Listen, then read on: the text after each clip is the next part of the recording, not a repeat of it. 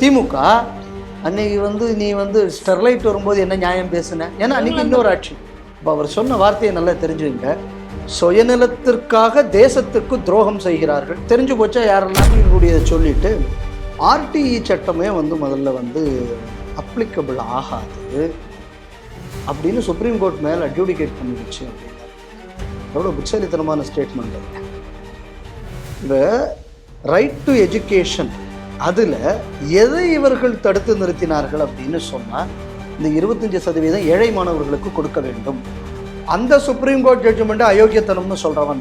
துலுக்கர்கள் they are well prepared, they are waiting for a convenient time for a jihad in this country.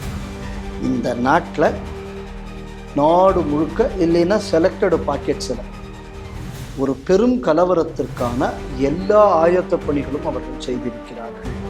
ஏன்னா திருடிட்டு நீ மாட்டிக்கிட்ட, மாட்டினதுக்கப்புறம் மாடு ஒன்னோடு தான் கொடுத்தாச்சு. கொடுத்துட்டு மந்திரி பதவியும் கையில் வச்சுக்கிட்டான். சரி, நான் திருடேங்கிறது ரைட்டு, கஷ்டப்பட்டதுக்காக இந்த மந்திரி பதவி எனக்கு இருக்கப்படாதான், பொருளாதாரங்களுடன் செல்லக்கூடாது. ஏன்டா இப்போ டிசம்பர் மாதம் வரும், எங்கேயுமே கேரால் பாடப்படாதுன்னு சொல்கிறா சர்ச்சில். பாளையங்கோட்டையில் தெருவுக்கு தெருவு ஆள் இல்லையா ஆள் இல்லையா ஆள் இல்லையான்னு கற்று போட்டு கிளம்புவான். கூப்பிட்டு சொல்லு, அடிக்காதேன்னு சொல்லு. டெய்லி 5 நேரம் கூவுறான் ஐயா, சுற்றி சுற்றி கேட்குறாங்க. ஒன்றும் கிடையாது, அந்த பக்கத்துல இருந்து வந்துட்டா போதும்.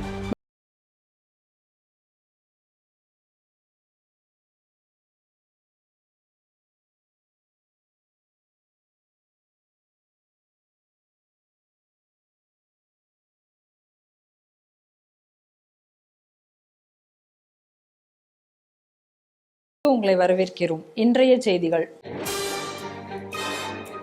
நெல்லையில் பேரிகேடில் கிறிஸ்தவ பிரச்சாரம், தேர் உயரத்தை குறைக்கச் சொல்லும் மின்வாரியம், போராடி வென்ற இந்து முன்னணி. விசாரணைக்கு பயந்து அரசு நிலத்தை ஒப்படைத்த கார்கேவன் மகன். ஹைதராபாத்தில் சுவாமி சிலை உடைப்பு. ஊபி, ஜார்க்கண்ட், மேற்கு வங்கத்தில் துர்கா விசர்ஜன ஊர்வலத்தில் முஸ்லிம்கள் கலவரம். மதரசாவிற்கு அரசு நிதி வழங்குவதை நிறுத்த NCPER பரிந்துரை. நாட்டுக்கு அச்சுறுத்தல் என்றால் முழு பலத்துடன் பதிலடி கொடுக்க தயாராவோம். RSS தலைவர் டாக்டர் மோகன் பகவத். இந்த செய்திகள் குறித்து நாம் திரு பாலகௌதமனுடன் சிந்திக்க இருக்கிறோம். வாருங்கள் நேயர்களே. வணக்கம். வணக்கம் அம்மா. திருநெல்வேலியில தேர் உயரத்தை குறைக்கணும், ஏன்னா தேர் உயரம் அதிகமாக இருந்தது அப்படின்னு சொன்னால் மின் கம்பிகளில் உரசி தீ விபத்து ஏற்படும் அப்படின்னு சொல்லிட்டு மின் வாரியம் ஒரு உத்தரவை பிறப்பித்திருக்கார்கள்.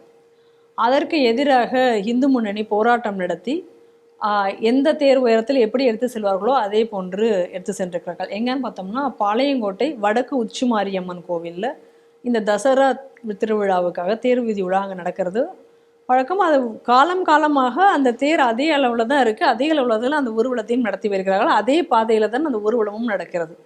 ஆனால் புதுசாக இந்த தடவை மட்டும் மின்வாரியம் இப்படி ஒரு உத்தரவை பிறப்பித்திருக்கிறது. இதை எதிர்த்து இந்து முன்னணி போராட்டம் நடத்தி அதற்கு பிறகு அந்த ஊர்வலத்தில் அந்த பழையபடி அதே அளவில் தேர் செல்ல அனுமதித்திருக்கார்கள். அது மட்டும் இல்லாமல் அந்த தேர் செல்வதற்கு பட்டாசு வெடிக்கூடாது, வாத்தியங்கள் வசிக்கக்கூடாது என்று சொல்லியிருக்கார்கள். அதற்கும் எதிர்ப்பு தெரிவித்து நாங்கள் அதோடு தான் மேலதளத்தோடு தான் செல்வோம் என்ற பிறகு அதற்கு அனுமதி தந்திருக்கிறார்கள். இந்த நிலையில் அதே திருநெல்வேலியில் பேரிகார்டு, அந்த பேரிகார்டில் பார்த்தோம் அப்படின்னு சொன்னால் கிறிஸ்தவ வாசகங்களை அதில் எழுதியிருக்காங்க. இப்போ அதை கவனித்து விட்டு இது வைக்கக்கூடிய எப்படி பேரிகார்டில் இந்த மாதிரி ஒரு மதத்தை சார்ந்த வாசகங்கள் இருக்கலாம் அப்படின்னு சொல்லி, அதாவது எங்கேன்னு பார்த்தோம்னா அம்பை டு தென்காசி போகக்கூடிய அந்த மெயின் ரோடில் வைத்திருக்கிறார்கள். அதற்கும் இந்து முன்னணி அந்த பகுதியில் உள்ள கலெக்டரிடம் மனு கொடுத்து அவர்களிடம் எதிர்ப்பு தெரிவித்திருக்கிறார்கள். அதுக்கப்புறம் அதுவும் மாற்றப்பட்டிருக்கிறது. இப்படி 2 வெற்றி நெல்லையில் இந்து முன்னணிக்கு கிடைத்திருக்கிறது. புரட்டாசி மாதம் வீரத்துறவி அவர்கள் அவதரித்த மாதம்.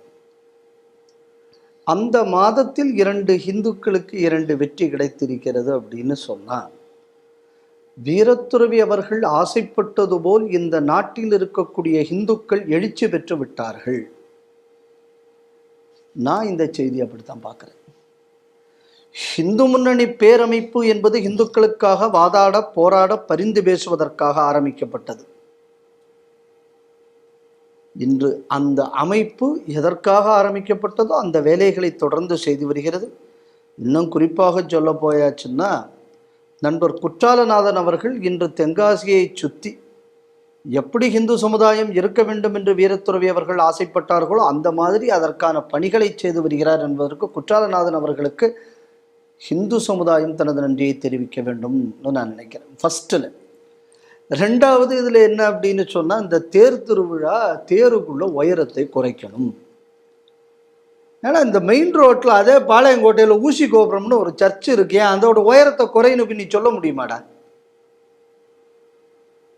இவ்வளவு நாளில் ஊரில் 2 மாடி உயரத்துக்கு இருந்த மினாரெல்லாம் இன்னைக்கு பெருசு பெருசாக நட்டிருக்கானே, அவனுங்கள்ட்ட போய் நீ குறைன்னு இன்னைக்கே எவனான்னு சொல்லியிருக்கானே. இந்த லட்சணத்தில் இவனுங்க சொல்லுவானுங்க, ஹிந்துக்களுக்கு மீது எங்களுக்கு எதிர்ப்பு கிடையாது, பிள்ளையார் ஊரில் தான் எங்களுக்கு ஆகாதுன்னா. சரி, பிள்ளையார் விட்டாச்சு. இப்போ இது பிள்ளையார் அது இல்லை இல்லை. அதுக்கப்புறம் சாதாரண ஹிந்து வழிபாட்டுக்கு மேல் எங்களுக்கு பிரச்சனை கிடையாது. பெரிய தேவதைகள், அது சிறு தேவதை பெரிய தேவதை இவனே பிரிச்சுக்கிட்டான். என்ற தெய்வம் எல்லாம் ஒன்று தானடா, இதில் சிறுசு என்னடா பெருசு என்னடா, அது வேற கொஞ்சம் பேர், அதை வேற கொஞ்சம் பேர் எழுதுவான். இது சிறு தேவதை வழிபாடு, இது பெருந்தேவதை வழிபாடு, இன்னும் இந்த மூதேவி எழுதும். இப்போ இதில் என்ன ஒரு வேடிக்கை அப்படின்னா, இதில் இது நீ சொல்லக்கூடிய மாதிரியான கோயில் இல்லை, உச்சி மாரியம்மன் கோயில். பார்ப்பன ஆதிக்கத்தை தான் எதிர்க்கிறோம், மற்றது எதுக்கல. அப்போ இந்த கோயில் யாருக்குள்ள கோயில்? அப்போ ஒட்டுமொத்தமாக இந்துக்களை எதுக்கணும், இந்துக்களை ஒழிக்கணும். ஒரு இடத்துல ஒருத்தனை ஒழிக்கும் போது நான் அவனுக்கு தான் எதிரி, உனக்கு எதிரி இல்லைங்கிறது. இப்போ இவனுக்கு எதிரி அவனுக்கு எதிரி இல்லைங்குது. அங்கே கடிச்சு இங்கே கடிச்சு ஆளையே கடிச்ச கதைங்கிறதுக்கு உதாரணம் இது. அதுக்கப்புறம் என்ன அப்படின்னு பார்த்தாச்சுன்னா, எலக்ட்ரிசிட்டி தட்டிடும், அதை செய்யணும். ஏன்டா அப்போ 30 அடிக்கு கட்டுறானேடா கட் அவுட்டு திமுககாரன், டிராஃபிக்கை மறைச்சு கட்டுறானேடா. அப்போ இந்த கமிஷனர் எங்கே போயிருந்தாரு? அப்போ இந்த ஈவி எங்கே போச்சு? மேளதாளங்களுடன் செல்லக்கூடாது. ஏன்டா இப்போ டிசம்பர் மாதம் வரும், எங்கேயுமே கேரால் பாடப்படாதுன்னு சொல்கிறா சர்ச்சில். பாளையங்கோட்டையில் தெருவுக்கு தெருவு ஆள் இல்லையா ஆள் இல்லையா ஆள் இல்லையான்னு கற்று போட்டு கடம்புவான். கூப்பிட்டு சொல்லு, அடிக்காதேன்னு சொல்லு. டெய்லி 5 நேரம் கூவுறான் ஐயா, சுற்றி சுற்றி கேட்குறாங்க, ஒன்றும் கிடையாது. அந்த பக்கத்துல இருந்து வந்துட்டா போகிறோம், மேலே போன ரோடு வழி கோரஸாக கேட்குது. போய் சொல்லு அவன்கிட்ட. ஹிந்து தான் இழிச்சவாயனா? இப்போ அவங்கள்ட்ட எல்லாமே நிறுத்துன்னு நீ சொல்ல வேண்டியதானே. அப்புறம் சவ ஊர்வலமாடா நடத்துகிறான், சாமி ஊர்வலம் நடத்துகிறான்டா, மேலதாளம் போட்டு தான்டா நடத்த முடியும். 1 மணாங்கட்டுக்கு இல்லாமல் துண்டுச்சீட்டை வச்சு படிக்கக்கூடிய ஸ்டாலினுக்கு நீ எம்போட்டு மேலதாளம் வைக்கிற ரோட்டில். உதயநிதி ஏதோ இளைஞரணி மாநாடு பெத்தநாயகம்பாளையத்தில் நடத்துகிறோம் அப்படியா? இந்த ஏர் ஷோவுக்கு நாங்கள் 8000 சில்லற போலீஸ்காரர்களை போட்டோம். நாங்கள் ஒரு போலீஸ்காரன், அங்கே தான் 1000 பிரச்சனை வந்தது. அங்கே 12,000 போலீஸ்காரனை போட்டாங்கண்ணா எங்கே பெத்தநாயகம்பாளையத்தில். அது கட்சியோட ப்ரோக்ராம் தானே. மந்திரி சொல்கிறார், என்ன சொல்கிறார் அப்படின்னா, இது மத்திய அரசு ஏற்பாடு பண்ண போகிற அவன்கிட்ட போய் கேள்விகள். அப்போ பெத்தநாயகம்பாளையம் அவன் கவர்மெண்ட்டாக ஏற்பாடு பண்ணிச்சு, கட்சி மாநாடு தானே, தமிழ்நாடு அரசு ப்ரோக்ராமா? இந்த கேள்வி வரணுமா வேண்டாமா? நிச்சயமாக.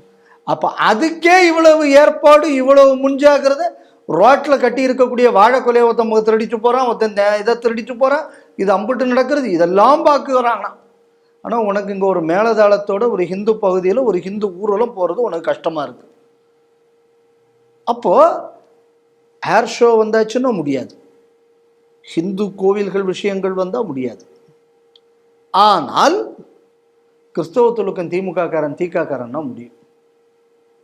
இதே இங்கே பக்கத்து மாவட்டம் தென்காசி சங்கரங்கோவிலை சுற்றி தீக்காக்காரன் கொடிகட்டி நடத்தினான நிகழ்ச்சி. கருப்பு கொடி எங்க? கோமதியம்மன் கோயிலை சுற்றி. துலுக்கம் ஊர்வலம் கோயிலுக்கு முன்னாடி.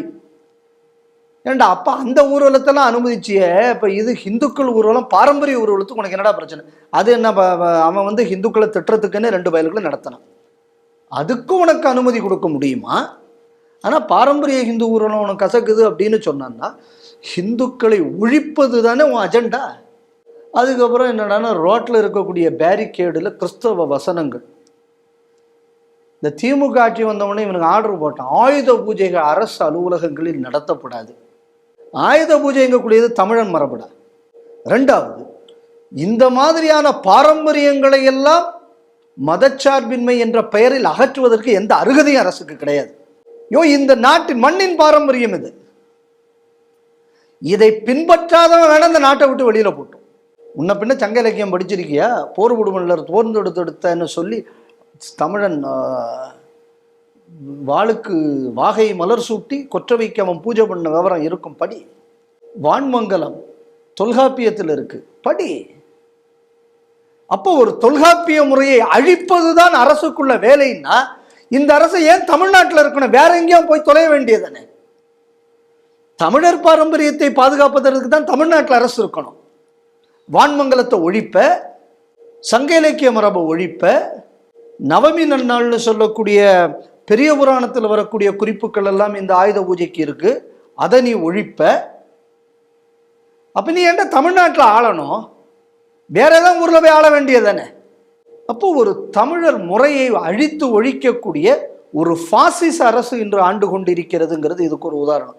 இதெல்லாம் அழிப்பான எங்க வசனம், கிறிஸ்தவ வசனம் வந்து பேரிகேட்ல இருக்கிறது நியாயமா?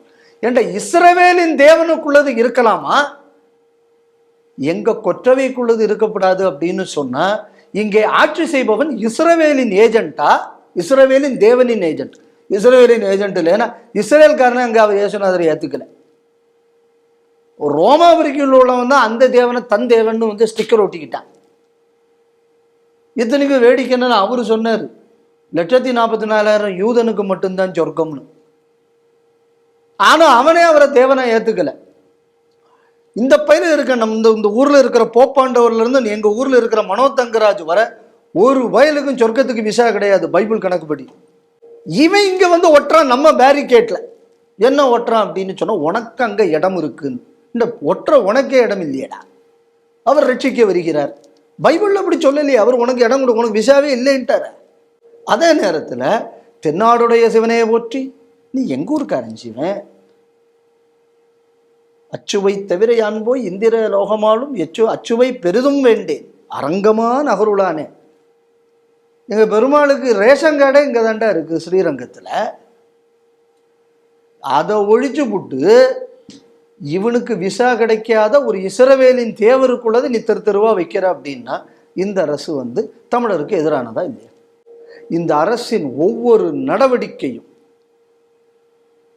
தமிழையும் தமிழ் பண்பாட்டையும் தமிழ் மொழியையும் தமிழ் பழக்க வழக்கங்களையும் அழிப்பதற்காக அந்நிய கைக்கூலிகளின் ஒரு பிரதிநிதியாக இன்று செயல்பட்டு வருகிறது. இதுதான் உண்மை. ஆனால் வீரத்துறவி சொல்லியிருக்கார், ஒரு குழந்தை உள்ளவரை போர்க்கொடி பறந்திடும். அந்த போர்க்கொடியின் விளைவுதான் இன்னைக்கு இந்த 2 இடத்திலையும் நீ பின்வாங்கியிருக்க. தொடர்ந்து இந்த மாதிரி பண்ணு. வீரத்துறவி சொன்னது மாதிரி ஒரு ஹிந்து எழுச்சியை தமிழகம் காணும், அது கண்டே தீரும். ஹிந்துக்கள் என்னைக்குமே வெற்றி வரலாற்றுக்கு சொந்தமானவர்கள். தோத்த சரித்திரம் கிடையாதுடா. கிறிஸ்தவனோ துலுக்கனோ ஒரு நாட்டுக்கு போனால் 100 வருஷத்துல அது ஒன்று கிறிஸ்தவ நாடவோ துலுக்க நாடவோ இருக்கும். எங்கள் ஊரில் 2500 வருஷம் படையெடுப்பு கிரேக்க ஹூனர்லேருந்து ஆரம்பிச்சு இன்னும் நாங்கள் மெஜாரிட்டியாக இருக்கோம் அப்படின்னு சொன்னால் இவ்வளவு பயில்களை 2500 வருஷம் நாங்கள் ஓட விரட்டியிருக்கோம். இந்த வெற்றி வரலாறுக்கு சொந்தமானவர்கள் நாங்கள். இந்த வெற்றி வரலாறு தொடரும்.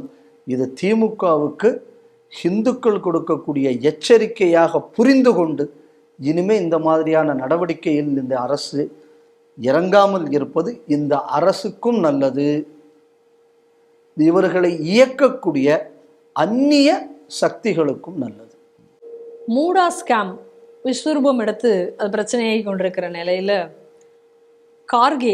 கார்கேயருடைய மகன் அவருக்கு அலாட் பண்ணப்பட்ட அந்த நிலத்தை வந்து எனக்கு வேண்டாம் அப்படின்னு சொல்லி அவர் வந்து திருப்பி கொடுத்துருக்கிறதாக இன்னைக்கு ஒரு செய்தியை நம்ம பார்க்குறோம். என்ன அப்படின்னு சொன்னால், Karnataka industrial area development board அந்த சிஓக்கு ஒரு கடிதம் எழுதியிருக்கிறார் பிரியங்க் கார்கே. அவர் என்ன எழுதுகிறார் அதில் அப்படின்னு சொன்னால், சித்தார்த்தா விஹார் ட்ரஸ்ட்டுக்கு நீங்கள் அலர்ட் பண்ண அந்த லேண்டு அதை வந்து நாங்கள் வந்து திருப்பி தரோம், எனக்கு அந்த லேண்டை வந்து நாங்கள் வித்ட்ரா பண்ணுறோம் அந்த ப்ராஜெக்டை, அதனால் அந்த லேண்ட் எங்களுக்கு தேவையில்லை, அதை நான் வந்து இது பண்ணுறேன், அதனால் போர்டு வந்து இதை அக்செப்ட் பண்ணிக்கோங்க அப்படின்னு சொல்லிட்டு கர்நாடகா இண்டஸ்ட்ரியல் ஏரியா டெவலப்மெண்ட் போர்டுக்கு அந்த சிஓக்கு ஒரு கடிதம் அவர் எழுதியிருக்கிறார். இந்த கடிதம் இவர் எழுதுனது இன்னைக்கு வெளியில வந்தோடனே இன்னைக்கு பிஜேபி இதற்கு ஒரு பெரிய கண்டனம் தெரிவித்திருக்கிறார்கள். காரணம் என்ன அப்படின்னு சொன்னா, இந்த மாதிரி அரசியலுடைய பவர், பொலிட்டிக்கல் பவரை உபயோகப்படுத்தி காங்கிரஸ்காரர்கள் இப்படியெல்லாம் அவங்களுக்கு தேவையான அவங்களுக்கு நிலங்களை வந்து அலாட் பண்ணியிருக்கிறார்கள் அப்படின்னு சொல்லிட்டு ஒரு மிகப்பெரிய கண்டனத்தை அவர்கள் திரும்ப இதுக்கு வைத்திருக்கிறார்கள். எனக்கு ஒரு சுவாரஸ்யமான விஷயம் ஞாபகம் வருது. நம்ம தெற்கு பக்கத்தில் ஒரு ஊருக்கு போயிருந்தேன். அப்போ அந்த ஊரில் ஒரு வினோதமான பஞ்சாயத்து நடந்தது. என்ன பஞ்சாயத்து அப்படின்னு சொன்னான்னா, ஒரு ஆளுக்குள்ள மாடு திருடு போச்சு. திருடு போன மாட்டை கண்டுபிடிச்சி கள்ளனையும் மாட்டையும் சேர்த்து கொண்டு வந்துட்டாங்க பஞ்சாயத்தில் கொண்டு வந்தோடனே இது இவர் மாடு தான் தெரிஞ்சிச்சு, ஓனர் கையில் கொடுத்துருந்தேன். அப்போ திருடுனவன் சொன்னான், கஷ்டப்பட்டு செய்திருக்கேன்ல, அதுக்காவது ஏதாவது எனக்கு தரப்படாதா? இது கேஸ் என்ன விஷயம் அப்படின்னா, ஏன்னா திருடிட்டு நீ மாட்டிக்கிட்ட, மாட்டினதுக்கப்புறம் மாடு ஒன்னோடு தான் கொடுத்தாச்சு. கொடுத்துட்டு மந்திரி பதவியும் கையில் வச்சுக்கிட்டான். சரி, நான் திருடேங்கிறது ரைட்டு, கஷ்டப்பட்டதுக்காக இந்த மந்திரி பதவி எனக்கு இருக்கப்படாதான்னு. அவர் மந்திரியாக இருக்கார். ஆமாம், ரைட்டா? பரம்பரை ஆட்சியெல்லாம் கிடையாது. அவங்க அப்பா தலைவர், இவர் மந்திரியாக. அதனால் நீங்கள் வந்து அது வந்து குடும்ப ஆட்சின்னு தான் நாங்கள் சொல்லிடப்படாது. சார், இது நல்லா கவனிச்சுக்கணும். என்னென்னாமா, ஏற்கனவே DK சிவகுமார் வந்து இந்த விஷயத்தில் எந்த அறிக்கையும் விடலை. சித்தராமையா மேலே காங்கிரஸில் பெரும் போச்சல் இருக்குது. இந்த வழக்கில் சித்தராமையா மாட்டின உடனே காங்கிரஸ் அமைதியாக இருந்தது. நல்லா தெரிஞ்சுக்கணும். அந்த இடத்துல வாய்ப்பு இதுதான், சித்தராமையாவை போட்டு பார்க்கலாம்னு ஒரு பெரும் கூட்டம் இருந்து அதில் கார்கேயும் ஒருத்தர். இந்த நேரத்தில் இந்த பிரியங்கா கார்கேயோட மேட்ரு வெளியில் வருது. நல்லா தெரிஞ்சுக்கணும். அப்போ இது அநேகமாக இதை சித்தராமையா குரூப்பில் ஒரு ஆள் தான் இதை லீக் பண்ணியிருக்கணும். இல்லைன்னா திடீர்னு இவர் ஏன் வந்து இந்த ரெசிக்னேஷனை கொடுக்க போகிறாரு? என்னென்னா, இந்த வழக்கில் அடுத்தடுத்து ஒவ்வொரு ஆள் பேராக வரும்னு தெரியும். ஸோ அது என்னென்னா, காங்கிரஸுக்குள்ள இன்ஃபைட்டிங்கில் இப்போ ஒருத்தர் பாரு, இப்போ நமக்குள்ளே சண்டையை போட்டுக்கிட்டோம்னா முதலுக்கு மோசமாயிடும். அதனால் நமக்குள்ளே காம்ப்ரமைஸுக்கு வந்துடுவோம்னு சொல்லி திருடர்கள் எல்லாம் ஒரு கூட்டு திட்டத்துக்கு வந்து விட்டார்கள் என்று தான் எனக்கு தோன்றுகிறது. இந்த பாரு, நீ அவனை காணிச்சுக்கணும், அவன் ஒன்றா காணிச்சுக்கணும், இந்த பிரச்சனை வருது, ஆனால் நம்ம எல்லாரும் சேர்ந்து இதை முடிச்சு விட்டுருவோம் அப்படின்னு சொல்லி ஒரு இது. ஏன்னா ஏற்கனவே இதுக்கு ஒருத்தர் வழக்கு போட்டார்ல, இவர் அங்கே உள்ள ஒரு மந்திரிக்கு லெட்டர் எழுதியிருக்காரு, இவங்களை ப்ராசிக்யூட் பண்ணுறதுக்கு எனக்கு வந்து நீ வந்து அனுமதி கொடுக்கணும்னு. அவர் நான் முடியாதுன்னு அவர் பதில் போட்டிருக்காரு வேகமாக. அப்போ இது வந்து இந்த அரசு வந்து வெளியில் வந்து ஒரு என்ன சொல்லலாம் அப்படின்னா, ஒரு ஹானரபிள் எக்ஸிட். அதுக்காக சித்தராமையா பொண்டாட்டியோன்னா நான் வாங்கின இடத்தெல்லாம் நான் திருப்பி தந்துடுறேன். சரி, இப்போ இந்த இவர் கேஸ் போட்டு மாட்டாமல் இருந்தா ஒன்றுமே நடந்திருக்காது. இதெல்லாம் என் சொத்துன்னு தானே சொல்லியிருப்பியே. கண்டிப்பா. அப்போது அடிக்கடி அவர்கள் ஒரு விஷயம் சொல்லுவார், அரசியலில் வந்து திருடுறது பெருசு இல்லை, மாட்டிக்காமல் திருடுறது தான் பெருசுன்னு அடிக்கடி சொல்லுவார். அதுக்கு ஒரு நல்ல உதாரணம் வந்து இந்த மூடா ஸ்கேம். இப்போ 2 இதை பாருங்க. ரஃபேலில் மோடி ஊழல் செய்தார், இந்த புகாரை வச்சது இந்த காங்கிரஸ் கட்சி. உச்ச நீதிமன்றம் போடான்னு சொல்லி மன்னிப்பு கேட்க சொல்லி விரட்டி விட்டது. சரியா? அப்போ இதுக்கு இந்த நாட்டில் உள்ள நியூஸ் பேப்பர் எல்லாம் என்ன கவரேஜ் கொடுத்தாங்க? உச்ச நீதிமன்றமே இந்த வழக்கை தூக்கி போட்டுடுச்சு.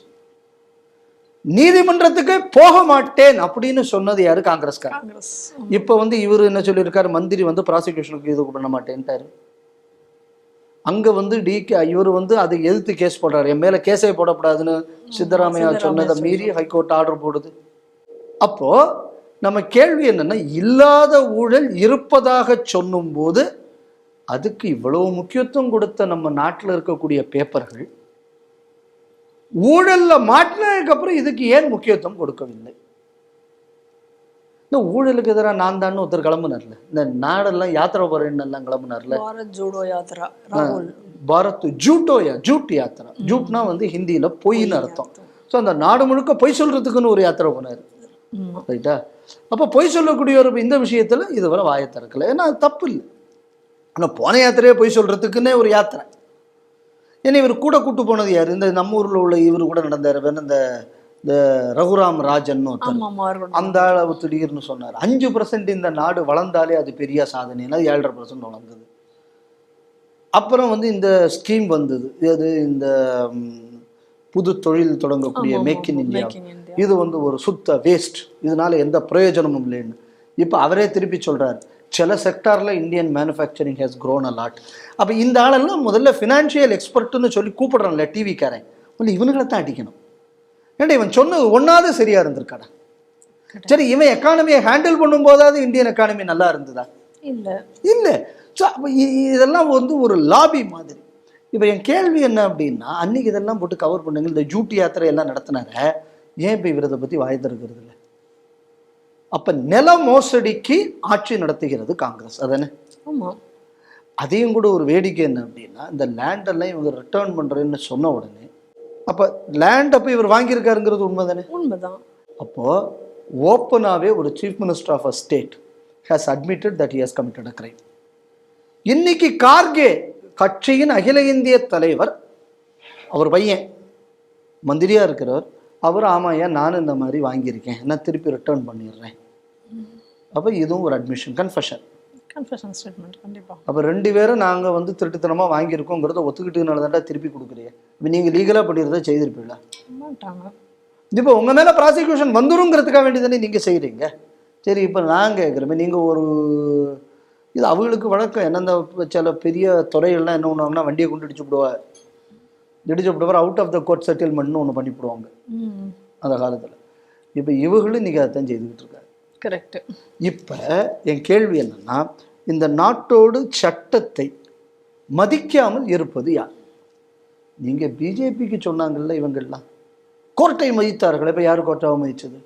சட்டத்தை மதித்தார்களா? சட்டம் இப்படியெல்லாம் செய்யப்படாதுன்னா அப்புறம் அதை மீறி நான் லேண்ட் எடுத்தது யார்? இந்த மாதிரி ஒரு புகார் உங்களால் அந்த கட்சிக்கு மேலே சொல்ல முடியலையே. சொன்னதுக்கு நீங்கள் வந்து கோர்ட்டில் போய் கோர்ட் உங்களை செருப்பால் அடிச்சது. அப்போது ஆட்சியின் நோக்கம் என்பது ஆட்சியாளர்கள் வாழ்வதற்காக அப்படிங்கக்கூடிய ஒரு முறையில் இவர்கள் ஆட்சி நடத்துனதுனால தான் இன்றைக்கி இந்த கட்சி சீரழிஞ்சு போச்சு. ஆனால் இந்த சீரழிவு தொடரத்தான் போகுது. இப்போ யோசிச்சு பாருங்க, இப்போ ஹரியானாவில் தோற்று போச்சு காங்கிரஸ், பிஜேபி ஜெயிச்சிச்சு. ஏதாவது ஒரு பத்திரிகைக்காரன், எனக்கு உண்மைக்குமே இதெல்லாம் ஒரு கேட்க வேண்டிய கேள்வி, இதை பிஜேபிக்காரன் இந்த கேள்வியை கேட்கல. கண்டிப்பாக. ஏன்னா அவங்களுக்கு வேற ஏதாவது புகழ் பாடுறதுக்கு மேலே அவங்க சிந்திக்கிறாங்களான்னு எனக்கு தெரியல பிஜேபியில். ஏண்டா இந்த பாராளுமன்ற தேர்தல் நடந்தது, பாராளுமன்ற தேர்தல் நடக்கும்போது ராகுல் காந்திக்கு அவ்வளோ பெரிய முக்கியத்துவம் இல்லை. அப்போ ஒரு 30-40 சீட்டு கூட ஜெயிச்சே. இவரை லீடர் ஆஃப் அப்போசிஷன் ஆக்கினதுக்கப்புறம் இவரை தவிர யாருமே இல்லைன்னு எல்லா பேப்பரும் ஃபோக்கஸ் பண்ணீங்க. நீங்கள் இந்த ஆளை ஃபோக்கஸ் பண்ணோன்னா ஹரியானா தோற்று போகுது. அப்போ எப்பப்பெல்லாம் இந்த கட்சி ராகுல் காந்தி மேலே பெட் பண்ணுதோ அப்பெல்லாம் இந்த கட்சி தோற்று போகுது அப்படின்னு சொன்னால், திருப்பி திருப்பி திருப்பி திருப்பி ஒரு ஃபியூஸ் போன பல்பை இன்னும் நீங்கள் தூக்கி பிடிப்பதற்கு காரணம் என்ன? ஏன் இதுக்கு இந்த ஸ்கேமுக்கு இதுக்கு என்ன சம்பந்தம்னு நீங்கள் கேட்கலாம். டிகே சிவகுமாராலையும் கார்கேயாலையும் இல்லை சித்தராமையாவாலையும் சேர்ந்து ஒரு கட்சி நடத்த முடியுமா? முடியாது. முடியாது. ஏன்னா ஒவ்வொருத்தரும் தனித்தனியாக கடை ஆட்டையை போடலாம்னு கற்றுக்கிட்டு இருக்கீங்க. அகில இந்திய லெவல்லையும் இதே பாருங்க, ஒவ்வொரு தலைவரும் இப்படி தான் இருப்பாங்க. அப்போ இவங்க அவ்வளவு பேரையும் ஒன்று சேர்க்கறதுக்கு அப்படின்னு ஒரு குடும்பம் வேணும். இப்போ பிஜேபியில் கம்யூனிஸ்டெல்லாம் இந்த பிரச்சனை வராது. ஏன்னா அவங்களுக்கு ஒரு கொள்கை என்பது தான் அவர்களை ஒன்று சேர்க்குது. ஏன்னா கம்யூனிஸ்டுக்கு வந்து அந்த கொள்கைங்கிற ஒரு சிஸ்டம் இருக்கே தவிர, அவங்களுக்கு வந்து யார் அவங்களுக்கு பிச்சை போடுறாங்களோ அது பார்த்துட்டு போயிடுவாங்க, அதனால் ஒரு பிரச்சனை இல்லை. ஆனால் இந்த திமுக இந்த மாதிரியான கட்சிகளுக்கு குடும்ப ஆட்சி இருக்கே, ஒரு குடும்பம் இருக்கணும். அந்த குடும்பத்தை ஒட்டி தான் இவங்க எல்லாம் சம்பாதிக்கிறதுக்கு இருக்கணும். அதாவது அது இருந்தால் தான் நமக்கு ஏதாவது அங்கங்கிருந்து பிச்சு பிடிங்க திங்க முடியும். அதனால அடிமையாக இருப்போம். அதனால நம்ம அது அடிமையாக, கொத்தடிமையாக, பிரதான அடிமையாக, 2ஆம் அடிமையாக, ஏ கிளாஸ் அடிமையாக, முதல் அடிமையாக, புத்தடிமையாக, ஏதாவது ஒரு அடிமையாக நம்ம இருந்துடணும். அப்படி இருந்தால் தான் நமக்கு சம்பாதிக்க முடியும். அப்போ இந்த கட்சிகள்லாம் நம்ம என்ன புரிஞ்சுக்கணும்னா, இந்த ஸ்கேம் எல்லாம் வரும்போது இந்த மாதிரி சம்பாதிப்பதற்கு நமக்கு ஒரு சென்ட்ரல் பாயிண்ட் வேணும். அந்த சென்ட்ரல் பாயிண்ட்டுக்கு அதுக்கு தேவை கட்சி. அந்த கட்சியில் இந்த எல்லா ஊழல்வாதிகளையும் என்னத்தையாவது சொல்லி இணைக்கணும்ல. நான் சொன்னால் அவன் கேட்க மாட்டான், அவன் சொன்னால் நான் கேட்க மாட்டான். இப்போ நமக்கு எல்லாம் சேர்ந்து பஞ்சாயத்து பண்ணுற மாதிரி ஒரு ஆள் இருக்கணும். ஆனால் அந்த ஆள் விவரம் இல்லாதவனாக இருக்கணும். அந்த ஃபேஸை வச்சு நம்ம வந்து எலெக்ஷனில் ஜெயிச்சு சம்பாதிக்கணும். அப்போ அதுக்கு தான் இவ்வளவு தோத்தாலும் இவ்வளோ இருந்தாலும் ராகுல் காந்தின்னு போனால் அவங்க பிடிச்சி வச்சுக்கிட்டு இருக்காரு. அப்போது த பர்பஸ் ஆஃப் காங்கிரஸ், அதனால தான் காந்தி சொன்னார் 47 அதோட பர்பஸ் முடிஞ்சு போச்சு, கட்சியை கலைன்னார். கலக்கியாத்ததின் அன்னைக்கு அவர் சொன்னதை செய்திருந்தா அந்த நாடு இவ்வளவு தூரம் நாசமா போயிருக்காது. நிச்சயமாக. இன்னைக்கு இந்த ஊழல்களோட காரணமே என்ன அப்படின்னா, ஒரு ஊழல் கூட்டத்தை பாதுகாப்பதே நோக்கம். இந்த ஊழல் கூட்டத்தை வைத்தே பவர் அனுபவிக்கணும் அப்படின்னு நினைக்கக்கூடிய ஒரு ராகுல் காந்தி, சோனியா காந்தி, இந்த குடும்பம் ஒன்று. இந்த கூட்டம் அந்த மாதிரி ஒரு பாயிண்ட் இருந்தால் தான் இவங்களுக்கும் சர்வைவல். ஸோ இது ஒரு கிவ் அண்ட் டேக் பாலிசியில் இருக்கக்கூடிய ஒரு ஊழல் கூட்டம். இந்த மாதிரியான அரசியல் ஒழிக்கப்படாவிட்டால் இது ஒரு பேர் ஆபத்தைத்தான் இந்த நாட்டுக்கு தொடர்ந்து கொடுத்து கொண்டிருக்கும் என்பதில் எந்த மாற்று கருத்தும் இருக்க வேண்டும். உத்தரப்பிரதேசத்துல பாரைச் அப்படிங்கிற இடத்துல துர்கா இந்த விசர்ஜன ஊர்வலத்துல ஒரு மிகப்பெரிய கலவரம் நடந்திருக்கு. அந்த விசர்ஜன ஊர்வலம் நடந்து கொண்டிருக்கும் பொழுது அந்த பாதையில் ஒரு மசூதி இருக்குது. அந்த மசூதியினுடைய முன்னால் அந்த ஊர்வலம் வரும் பொழுது அங்கே அந்த மசூதியில் இருக்கக்கூடிய முஸ்லீம்கள் வெளியில் இங்கே இந்த இடத்துல இருந்து நீங்கள் பஜனை பாடல்கள் பாடக்கூடாது, அதுக்கப்புறம் மேலதாளங்கள் வாசிக்கக்கூடாது, இதெல்லாம் உடனடியாக நிறுத்த வேண்டும் அப்படின்னு சொல்லியிருக்காங்க. உடனே அங்கே இருந்த ஹிந்துக்கள் அதெல்லாம் முடியாது, நாங்கள் அப்படி எங்களுடைய ஊர்வலம் இப்படித்தான் செல்லும் அப்படின்னு அவங்க பேசியிருக்காங்க. இந்த 2 பேச்சுவார்த்தைகளுக்கு இடையில் அங்கே இருந்த முஸ்லீம்கள் ஹிந்துக்கள் மீது கல்லெடுத்து எறிய தொடங்கியிருக்கிறார்கள்.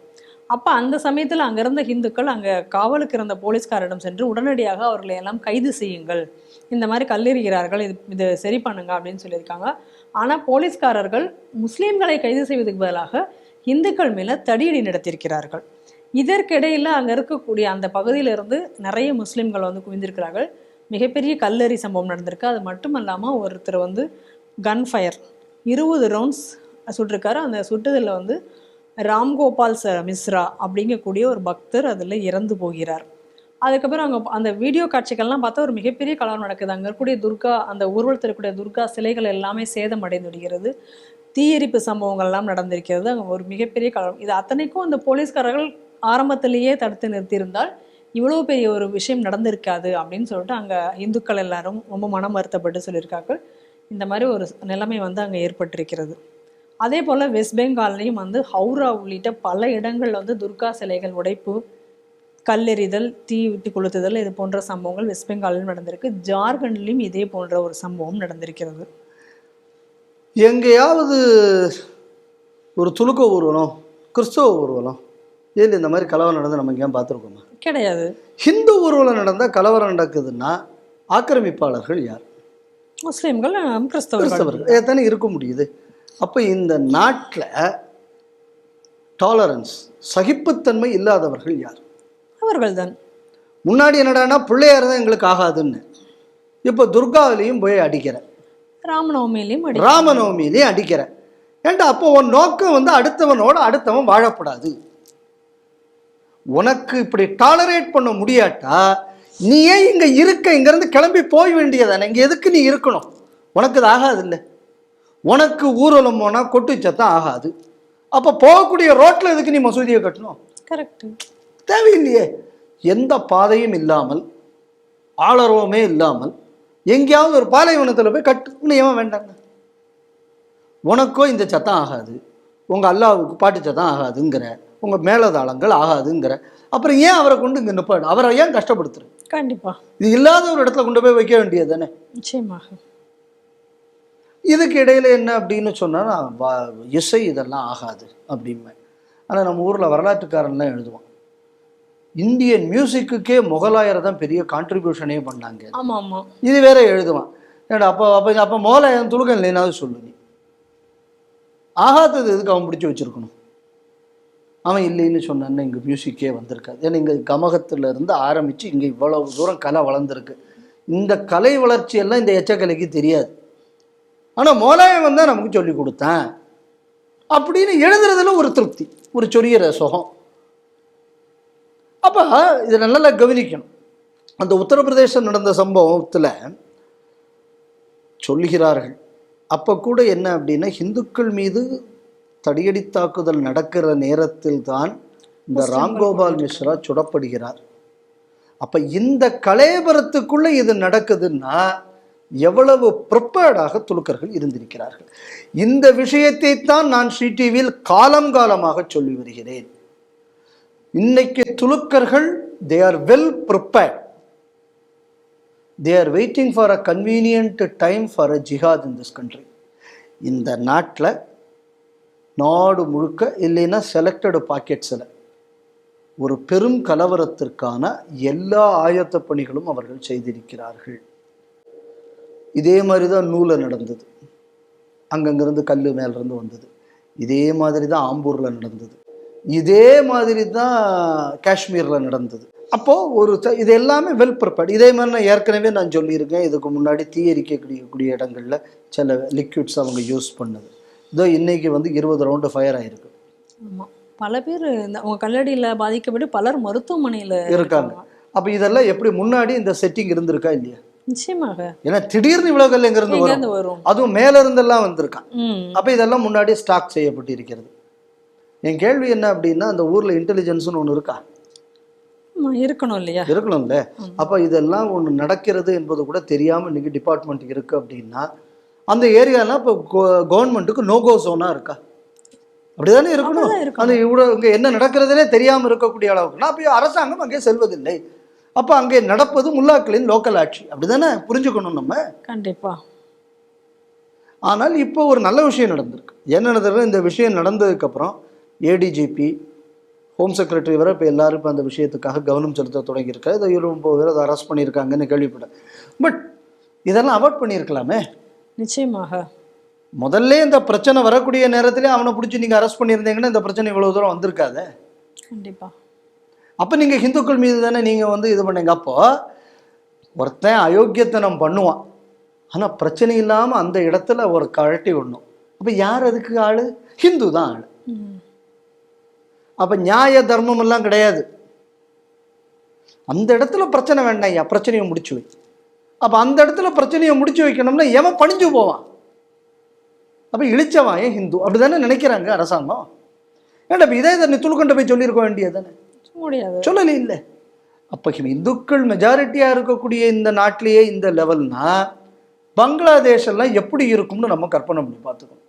இது தினைக்கும் பிஜேபி ஆட்சி, யோகிஜியின் ஆட்சி. இங்கேயே இந்த யோக்கியதை. பெங்காலில் அது நடந்து நான் அது ஆச்சரியப்படுறதுக்கு இல்லை. அங்கே நடப்பதே பங்களாதேஷி சுல்தான் ஆட்சி தான். அதனால் அதில் ஒன்றும் பெருசாக நம்ம ஒன்றும் சொல்ல வேண்டியதில்லை. ஜார்க்கண்ட், ஏற்கனவே ஜார்க்கண்ட் முக்தி மோர்ச்சா எந்த நிலைப்பாட்டில் இருக்கிறார்கள்னு நமக்கு தெரியும். ஆனால் நாடு முழுக்க இப்போ இந்த நடக்கக்கூடிய கலவரங்கள் எல்லாமே இட் இஸ் டெஸ்டிங் வாட்டர்ஸ். நல்லா நீங்கள் புரிஞ்சுக்கணும். இது இல்லை, இது எல்லாமே ட்ரைலர் தான். ஒவ்வொரு பகுதிகளும் நான் இதுக்கு முன்னாடி பல தடவை நான் சொன்ன விஷயந்தான். ஒவ்வொரு ஹைவேலையும் மசூதிகள் கட்டப்படுகிறது, கார்னர் பில்டிங்குகளை முஸ்லீம்கள் வாங்குகிறார்கள். இந்த மாதிரியான ஒவ்வொரு விஷயத்தையும் எச்சரித்து வருகிறேன். இன்னைக்கு ஒவ்வொரு இடத்தில் அதுக்குள்ள வெளிப்பாடுகளை நாம் பார்த்து கொண்டிருக்கிறோம். எய்தர் ஹிந்து சமுதாயத்தை ஆம் பண்ணணும், ஹிந்து சமுதாயத்திற்கு ஆயுத உதவி என்பது ஒன்று, இல்லைன்னா ஆயுத பயிற்சியோ இல்லைன்னா தற்பாதுகாப்புக்கு ஏதாவது ஏற்பாடு செய்யணும். இல்லை அப்படின்னு சொன்னால் அரசாங்கம் துளுக்கண்டு இருக்கிற ஆயுதத்தை பிடுங்கி அவர்களை வழிக்கு கொண்டு வரணும். இது ரெண்டில் ஏதாவது ஒரு விஷயம் நடந்தால்தான் ஹிந்து சமுதாயம் பாதுகாக்கப்படும். இப்போ யோசிச்சு பாருங்கள். எனக்கு தெரிஞ்சு இந்த பண்ருட்டியை சுற்றி அந்த முந்திரி உடைக்கிற இதில் எனக்கு தெரிஞ்சு ஒரு ஹிந்திக்காரங்க ஒரு 10,000 பேர் இருப்பான் அந்த ஏரியாவை சுற்றி. அதில் அன்றைக்கி ஒரு மசூதி பேர் தான் பெங்காலியில் பேசிக்கிட்டு இருக்கான். அப்போ அது அநேகமாக பங்களாதேஷ் பாலுகளாக இருப்பான்.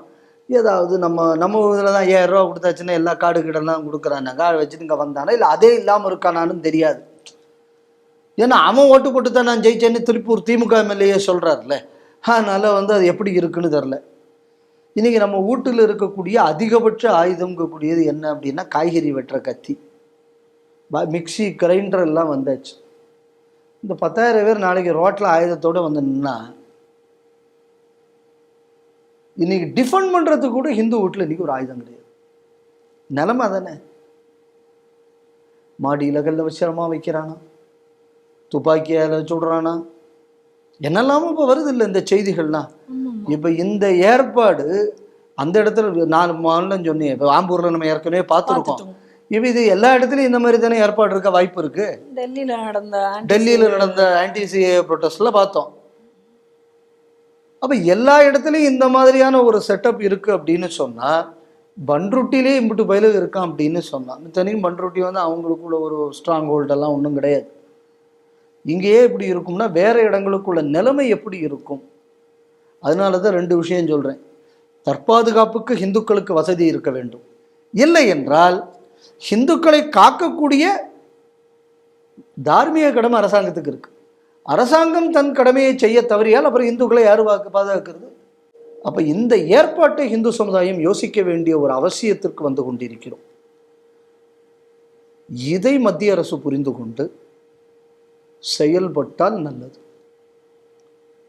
இந்துக்களுக்குள்ள ஓட்டு உங்களுக்கு இருக்குங்கிறதுக்காக வேண்டி இந்துக்களை நீங்கள் வந்து அனாதையாக நடுத்தருவில் விட்டு செல்வது என்பது பலகாலம் இந்த கதை ஓடாது. இதை மத்திய அரசு புரிந்து கொள்ள வேண்டும். எங்கள் வேண்டுகோளே என்ன அப்படின்னா, இந்த மாதிரியான நோகோ ஜோன்னு ஒன்று இந்த பாரத நாட்டில் இனிமேல் இருக்கக்கூடாது. இதை அரசாங்கம் உறுதி செய்ய வேண்டும். இதை உறுதி செய்தாச்சுன்னா இந்த பிரச்சனைக்கு தீர்வு வரும். இல்லைன்னா இது வந்து வர வர வர பெரிய கொண்டு போகும். சந்தர்ப்பத்துக்காக காத்திருக்கிறார்கள். இன்னைக்கு மோடி கவர்மெண்ட் ஸ்ட்ராங்காக இருக்கிறதுனால இன்னைக்கு இது ஓடிக்கிட்டு இருக்கு. சப்போஸ் இப்போ பிஜேபி கவர்மெண்ட்டு கொஞ்சம் பலவீனப்பட்டால், இல்லை வேற அரசாங்க மாற்றம் வந்தால் நாடு முழுவதும் கொலைக்களமாகும். இதில் எந்த மாற்று கருத்தும் இருப்பதற்கு வாய்ப்பில்லை. அதனால பாரதத்தை பாதுகாப்பது தான் எனக்குள்ள முதற்கடமை என்று நம் பிரதமர் சொல்கிறார். அவர் நிறைவேற்றுவதில் முதல் வேலையாக இந்த வேலையை அவர் செய்தால், அதாவது டிசாம் முஸ்லிம்ஸ், இந்த வேலையை அவர் செய்ய வேண்டும். அவர் செய்தால் அவருக்கும் நல்லது, நாட்டுக்கும் நல்லது. மதரசாக்களுக்கு நிதி அளிப்பதை மாநில அரசுகள் நிறுத்த வேண்டும் அப்படின்னு சொல்லிட்டு தேசிய குழந்தைகள் ஆணையம் இன்னைக்கு வந்து ஒரு அறிக்கையை கொடுத்துருக்காங்க, ஒரு நோட்டீஸ் எல்லாருக்கும் அனுப்பியிருக்காங்க. அவங்க அதில் என்ன சொல்லியிருக்காங்க அப்படின்னு சொன்னால், இந்த மதரசாக்கள் வந்து கல்வி உரிமை சட்ட விதிமுறைகள் என்ன கூறுகிறதோ அதை வந்து அவர்கள் கடைபிடிப்பதில்லை. அது மட்டும் இல்லாமல் அந்த குழந்தைகள் எல்லாம் உடனடியாக அங்கேருந்து விடுவித்து அவர்களை வந்து ஒரு ப்ராப்பரான ஒரு ஸ்கூலில் வந்து அவர்களை வந்து சேர்க்க வேண்டும். மதரசாவில் படிக்கக்கூடிய குழந்தைகளுக்கு அவங்களுடைய மதத்தை சார்ந்த அந்த மதக்கல்வி தான் பெரும்பாலும் போதிக்கப்படுகிறது. அவர்களுக்கு வேறு நடைமுறையில் இருக்கக்கூடிய அந்த கல்வி என்பது அவர்களுக்கு கிடைப்பதில்லை. அதுவே வந்து குழந்தைகளுடைய உரிமையை வந்து பாதிப்பதாக இருக்கிறது அப்படிங்கிறதையும் சொல்லியிருக்காங்க. அந்த பிரியங்கா கனுங்கோ அவங்க தான் இதை சொல்லியிருக்காங்க. ரெண்டாவது அவங்க இன்னும் மேலும் என்ன அவங்களுடைய நோட்டீஸில் சொல்லியிருக்காங்கன்னா, ஆர்டியினுடைய எந்த விதிமுறைகளையும் இந்த மதரசாக்கள் கடைபிடிப்பதில்லை. அதனால் அது வைத்தே நம்ம வந்து இந்த மதரசாக்களை மூடுறதுக்கு நம்ம பார்க்கணும் அப்படின்னு அவங்க சொல்லியிருக்காங்க. அது மட்டும் இல்லாமல் இந்த மாநில அரசுகள் இதற்காக வந்து பல பல கோடிகளில் வந்து நிதி கொடுக்குறாங்க. அதையெல்லாம் முதல்ல வந்து நிறுத்தணும். அது மட்டும் இல்லாமல் இந்த மதரசாக்களில் முஸ்லீம்கள் அல்லாத ஹிந்துக்கள் மற்றும் வேற மத சார்ந்தவர்களை கூட இந்த மதரசாக்களை வச்சு அவர்களுக்கு கல்வி கொடுக்கிறார்கள். அதை உடனடியாக அந்த குழந்தைகளை விடுவித்து அவர்களை வந்து ஒரு ஸ்கூலில் வந்து சேர்க்க வேண்டும் அப்படின்னு சொல்லியிருக்காங்க. அதுக்கு உதாரணமாக அவங்க என்ன சொல்கிறாங்க, இப்போ பாருங்கள், மதரசாக்களில் வந்து குரான் சம்மந்தப்பட்ட விஷயங்கள் தான் அதிக அளவில் எடுக்கப்படுது. உதாரணமாக பீகாரில் வந்து பாகிஸ்தான்ல இருந்து இருக்கக்கூடிய சிலபஸை இவங்க நடத்திட்டு இருந்தாங்க. அப்போ இங்கே நடக்கக்கூடிய சிலபஸ் எதையுமே அவங்க ஃபாலோ பண்ணுறதும் கிடையாது. ஆனால் உடனடியாக செய்யணும் அப்படின்னு சொல்லி அவங்க வந்து நோட்டீஸ் அனுப்பிச்சிருக்காங்க. இந்த நோட்டீஸை வந்து நீங்கள் பல ஆங்கிளில் பார்க்கணும். ஃபஸ்ட்டு இதில் எதை கவனிக்கணும் அப்படின்னா, பிரதானமாக மதத்தை பற்றி உள்ள ஒரு விஷயம், மதத்துக்கான கல்வி. இப்போது கான்ஸ்டிடியூஷன் என்ன சொல்லுது? அரசாங்கத்தில் வரக்கூடிய வரிப்பணம் ஒரு மதத்தை சார்ந்த ஒரு விஷயத்திற்கு செலவு செய்யக்கூடாது. இது கான்ஸ்டிடியூஷன் சொல்கிறது. அப்போ நீ இந்த பணத்தை வந்து ஒரு மதத்தை வளர்க்கக்கூடிய ஒரு விஷயத்துக்கு அரசாங்கம் செலவு செய்வது என்பது முதல்ல இட் இஸ் அகெயின்ஸ்ட் கான்ஸ்டிடியூஷன்.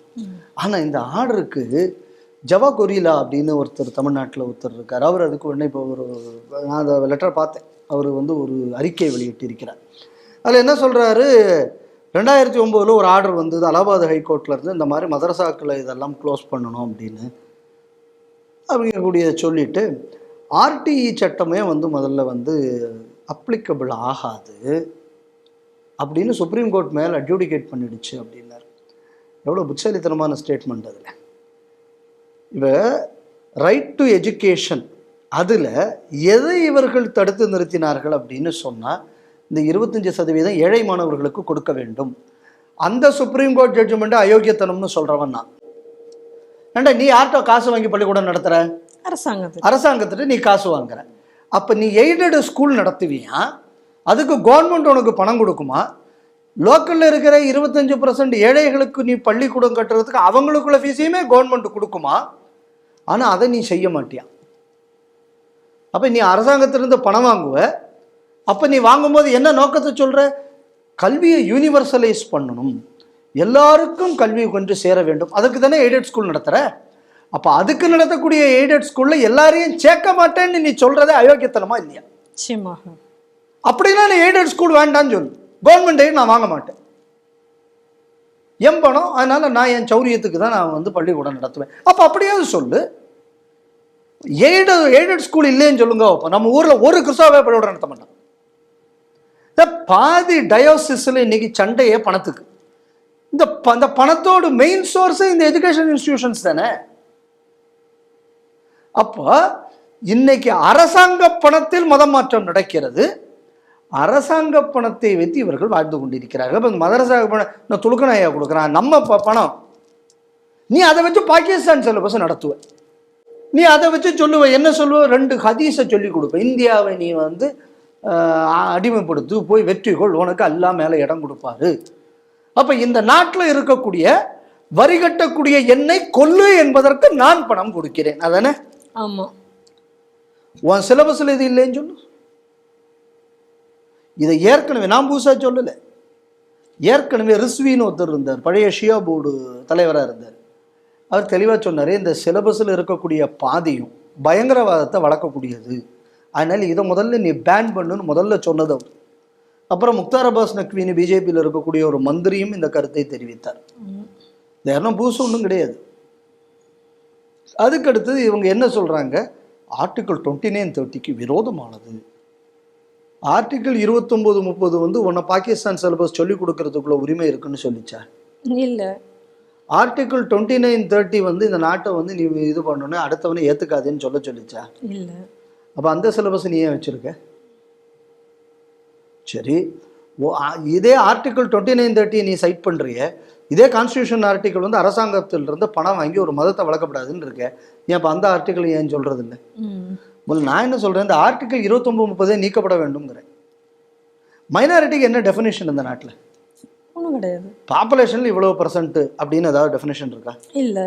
சரி, மைனாரிட்டிங்கக்கூடிய டெஃபினேஷனுக்கு ஏதாவது பார்டர் சொல்கிறீங்களா? இல்லை. ஸ்டேட்டுனோ இல்லை டிஸ்ட்ரிக்ட்னோ? இல்லை. இப்போ காஷ்மீரில் துலுக்க மைனாரிட்டிங்க, நாகாலாந்து, மேகாலயா, மிசோரம்ல கிறிஸ்தவ மைனாரிட்டியா, கன்னியாகுமரி மாவட்டத்தில் கிறிஸ்தவ மைனாரிட்டியா, மலப்புரத்தில் துலுக்கம் மைனாரிட்டியா. கன்னியாகுமரி மாவட்டம் போயாச்சுன்னா 70% ரெவென்யூலையும் போலீஸையும் கிறிஸ்தவம் தான் இருக்கேன் எனக்கு தெரிஞ்சு. வியாபாரங்கள் மேக்சிமம் அவங்க கையில் தான் இருக்குது. பட் அவனுக்கு இதுக்கு minority status. Minority education institution run பண்ணி காசு வாங்குறியே. பாவப்பட்ட ஒரு ஹிந்து பள்ளி பாருங்க. இப்போ தமிழ்நாட்டில் இந்த நிலைமை நான் திருப்பி சொல்லிக்கிட்டு இருக்கிறது, பல ஹிந்து எய்டட் இன்ஸ்டிடியூஷன்ஸை நடத்த முடியாமல் ஹிந்துக்கள் விற்று வருகிறார்கள். அவ்வளவு சட்ட சிக்கல்கள், நடைமுறை சிக்கல்கள். கிறிஸ்தவம் வைக்கிறது இல்லை, என்ன நடைமுறை சிக்கல் குறைவு, என்ன மைனாரிட்டின்னு ஒரு ஸ்பெஷல் டேக்.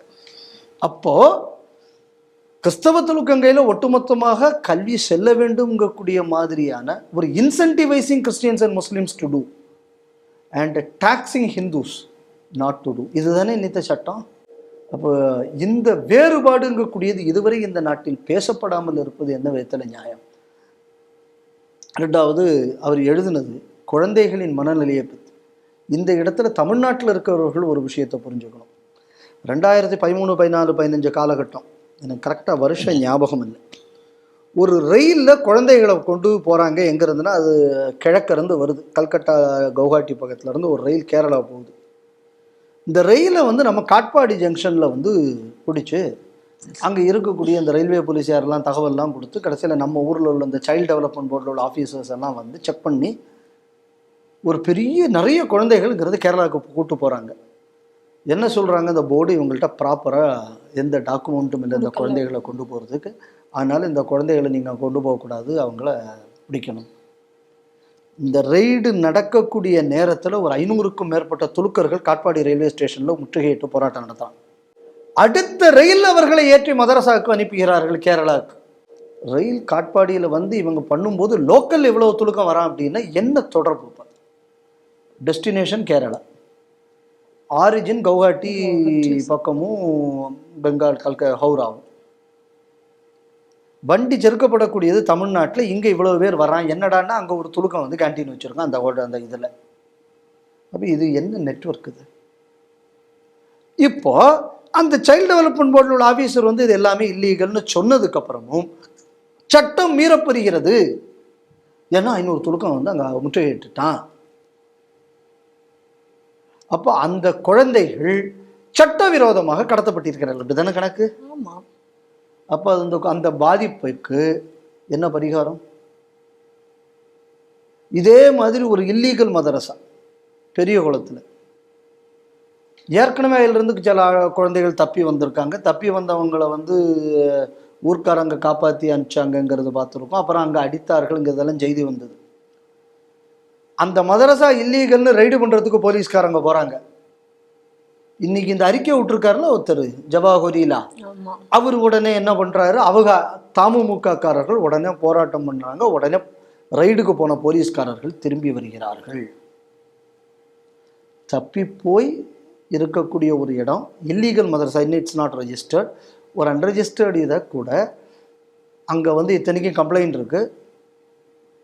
அதுக்கப்புறம் உங்களால் அதை செய்ய முடியவில்லை. அப்போ அங்கே பாதிக்கப்பட்டவர்கள் இருக்கிறார்களா இல்லையா? இந்த மாதிரியான மதரசாக்கள் தான் பயங்கரவாதத்தின் ஊற்றுக்கண். ரிஸ்வி சொன்னார், முக்தார் அப்பாஸ் நக்வி சொல்லியிருக்கார். அவங்கள இந்துக்கள் இல்லை, அவங்கள இந்து அமைப்பை சார்ந்தவர்கள் இல்லை. நான் மட்டும் சொல்ல, இன்னைக்கு யூரோப்பில் இருந்து பல இஸ்லாமிக் ஸ்காலர்ஸ் வீடியோஸில் இந்த விஷயத்தை சொல்லி கொண்டு வருகிறார்கள். பிரான்ஸ் மதரசாக்களை பேன் பண்ண வேண்டிய தேவை அதனால தான் வந்தது. அடுத்தது நீங்கள் என்னென்னா, நீங்கள் modern education, computers, mathematics, English, இந்த மாதிரி உள்ள விஷயங்கள்லாம். அப்போது என்ன ஆகுது அப்படின்னா, ஒரு குழந்தையோட மனசை நீ உனக்கு வேறு எல்லாமே தப்பு, இதை மட்டும் பாரு அப்படின்னு சொல்லி அடிமையாக வளர்க்கக்கூடிய ஒரு சிஸ்டம். அப்போ this is against the child's right. என்னை பொறுத்தளவில் நான் நினைக்கிறது, ஒரு குழந்தை நீங்கள் சுன்னத் பண்ணுறீங்க, அந்த குழந்தைக்கு வந்து விவரம் இல்லை, சின்ன குழந்தை, bodily you are inflicting something on it. பள்ளிக்கூடத்தில் டீச்சர் அடித்தாலே அங்கங்கே பொங்கி எழக்கூடிய குழந்தை நல ஆர்வலர்கள் இதுக்கு பொங்கி எழணுமா வேண்டாமா? How can you do it? You are inflicting something on a body which you have no right to do. தானே சட்டம்? கண்டிப்பாக. டாக்டர் சொன்னாரா கண்டிப்பாக வெட்டி தான் ஆகணும்னு? அந்த மாதிரி ஒரு ஆப்ரேஷன் கேஸ் இல்லையே அது. அப்போ that itself is a violation of child rights. அப்போது ஒரு குழந்தை பிறப்பில் இருந்தே அதுக்குள்ள உரிமை என்பது மறுக்கப்பட்டு இருக்கிறதுங்கக்கூடியதான உண்மை. அப்புறம் ஆர்டிஇயை பற்றி அவர் நம்ம ஜவஹர்லா பேசியிருக்கார். ஆர்டியில் பணம் கொடுக்கக்கூடிய விஷயத்துக்கு தானே நீங்கள் கேஸ் போட்டீங்க. ஆர்டின்னா right to education. Every child has got a right to education. Numerics, அவங்களுக்கு எழுத்துக்கள், அவங்களுக்கு வந்து அடிப்படை சயின்ஸ் இது தெரிஞ்சிருக்கணும். இதுதான் ரைட் டு எஜுகேஷன். உனக்கு நீ வந்து அரசாங்கத்திலேருந்து பணம் வாங்குறது அயோக்கியத்தனமாக உங்களுக்காக வேண்டிய ஒரு ஜட்ஜ் அந்த காலம் அது என்னென்னா ப்ராசிக்யூஷனும் அந்த கேஸு உங்களுக்கு சாதகமாக வர்ற மாதிரி இப்போ கவர்மெண்ட் சைட்லேயும் சரியாக டிஃபெண்ட் பண்ணல. அதான் உண்மை. இல்லாட்டா அந்த கேஸு வேறு மாதிரி போயிருக்கும். யூபிஏ கவர்மெண்ட்டு உங்களுக்கு சாதகமாக அன்றைக்கி வந்த ப்ராசிக்யூட்டர் உங்களுக்கு சாதகமாகவே அந்த கேஸை கொண்டு போனார். அப்படி தான் நீங்கள் இன்றைக்கி அந்த ஆர்டர் அந்த கேஸை டு பி ரிவ்யூட். இவங்களுமே சொல்லியிருக்காங்க, ஆர்டியிலிருந்து இந்த மாதிரி சிறுபான்மை நிறுவனங்களுக்கு விதிவிலக்கு கொடுத்தது அப்படிங்கிறதே தவறு. அதுதான் வந்து ஒரு மதத்தின் மேலே உள்ள விஷயங்களை வந்து அதிகப்படுத்துவதாக அமையல. அதிகப்படுத்த நான் அதை கூட நான் தப்பு சொல்ல. ஃபண்டமெண்டலாக இருக்கக்கூடியதுக்கு தவிர்த்து நீ அதை கொடுப்பது எந்த விதத்தில் நியாயம்? ஏன் கொடுங்க, தப்பு இல்லை. நான் அதை கூட நான் வந்து ஒரு பெரிய விஷயமா எடுக்கிறேன். ஏன்னா பேசிக் எஜுகேஷனையே நீ மறுத்துட்டு, லைஃப் ஸ்கில்ஸை மறுத்துட்டு நீ வேற சில ஸ்கில்ஸை மட்டும் கொடுக்கறதுங்கிறது தான் பிரச்சனையே. ஸோ அந்த குழந்தையோட ஆப்ஷன்ஸை யூ ஆர் கட்டிங் டவுன். அந்த குழந்தையோட நேச்சுரல் க்ரோத்தை you are cutting down. So அதுதான் இங்கே வந்து திஸ் இஸ் அ கொஸ்டின். சரி, ரைட் டு எஜுகேஷன் சொல்கிறீங்கல்ல, அப்போ அந்த எஜுகேஷன் என்ன? அதுக்கு ஒரு டெஃபினேஷன் இருக்கணும்ல. I have a right to vote something, I have a right to ஃபுட்டுன்னா ஃபுட்டுன்னு ஒன்று இருக்குது. இப்போ ஃபுட்டுன்னா என்ன? ஏன் ஆப்பிடைட்டை சரி பண்ணி என் உடம்புக்கு நியூட்ரிஷனை கொடுக்கக்கூடிய ஒரு ஐட்டம் தான் ஃபுட், அப்படி தானே? இப்போ எஜுகேஷன்னா என்ன? எஜுகேஷனுக்குன்னு ஒரு டெஃபினேஷன் இருக்குல்ல. அந்த அடிப்படை டெஃபினேஷன் ஆஃப் எஜுகேஷனை பின்பற்றாமல் ரைட் டு எஜுகேஷன் எங்கேருந்து வந்தது? இது நம்ம நாட்டில் இருக்கிற ஹியூமன் ரைட்ஸ் மாதிரி. யாருக்குடா ஹியூமன் ரைட்ஸ்? குண்டு வைக்கிறவனுக்கு போய் இவன் ஹியூமன் ரைட்ஸ் பேசுவான். ஏன்டா அவனை கொல்லக்கூடியது ஹியூமன் ஆக்ஷன் தானே, அவனே ஹியூமன் இல்லையே. இது அந்த மாதிரி இது சார். ரைட் டு எஜுகேஷன், எஜுகேஷனோட டெஃபினேஷனுக்கு தேவையான விஷயங்கள் இல்லாமல் இருந்தாச்சுனாலே அது எஜுகேஷன் இல்லை. அதனால யார்கிட்டையும் இங்கக்கூடிய அந்த கேள்வியே வராது. சார் அதனால இதில் என்ன அப்படின்னா அந்த டெஃபினேஷனுக்குள்ளே அது வரணும். ரெண்டாவது அந்த டெஃபினேஷனில் என்ன, நல்ல சிட்டிசன்ஷிப் இருக்கணும்னு வருது. இந்த சிட்டிசன்ஷிப் இருக்கிறது, இந்த நாட்டை நீ வந்து ஒழிச்சாச்சுன்னா உனக்கு சொர்க்கத்தில் இடம் இருக்குங்கன்னு சொல்லக்கூடியது சிட்டிசன்ஷிப்பை கொடுக்குமா? கொடுக்காது. நம்ம இதை தவிர நம்பிக்கை இல்லாதவனெல்லாம் காஃபிர்னு சொன்னால் அது நல்ல சிட்டிசன்ஷிப்பை கொடுக்குமா? புடதியில் வெட்டு, விரல் நுனியை வெட்டுன்னு சொல்லி கொடுத்தா அது நல்ல சிட்டிசன்ஷிப்பை கொடுக்குமா? இதைத்தான் ரிஸ்வி கேட்டார்.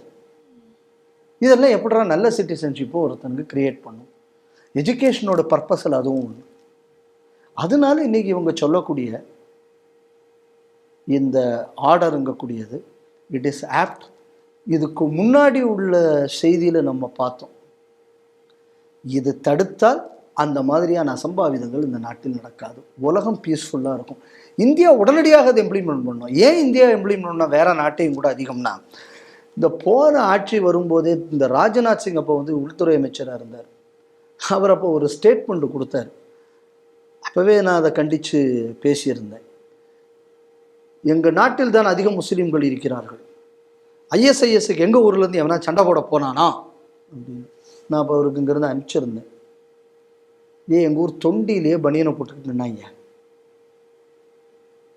இந்த நாட்டில் இருந்து பலர் போய்கொண்டு தாங்க இருக்கேன்.